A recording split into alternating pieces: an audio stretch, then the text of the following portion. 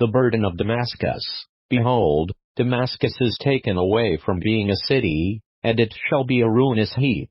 The cities of Aroer are forsaken, they shall be for flocks, which shall lie down, and none shall make them afraid. The fortress also shall cease from Ephraim, and the kingdom from Damascus, and the remnant of Syria, they shall be as the glory of the children of Israel, saith the Lord of hosts. And in that day it shall come to pass, that the glory of Jacob shall be made thin, and the fatness of his flesh shall wax lean. And it shall be as when the harvestman gathereth the corn, and reapeth the ears with his arm, and it shall be as he that gathereth the ears in the valley of Rephaim. Yet gleaning grapes shall be left in it, as the shaking of an olive tree, 2 or 3 berries in the top of the uppermost bough, 4 or 5 in the outmost fruitful branches thereof, saith the Lord God of Israel. At that day shall a man look to his Maker, and his eyes shall have respect to the Holy One of Israel. And he shall not look to the altars,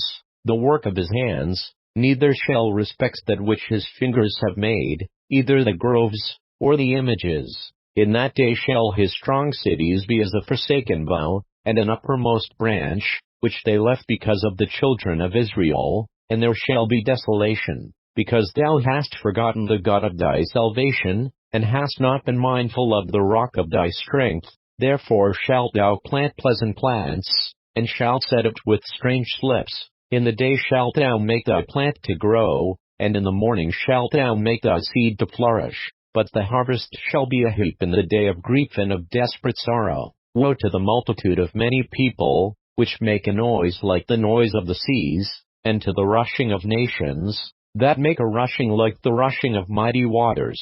The nations shall rush like the rushing of many waters, but God shall rebuke them, and they shall flee far off, and shall be chased as the chaff of the mountains before the wind, and like a rolling thing before the whirlwind. And behold, at eventide trouble, and before the morning he is not. This is the portion of them that spoil us, and the lot of them that rob us.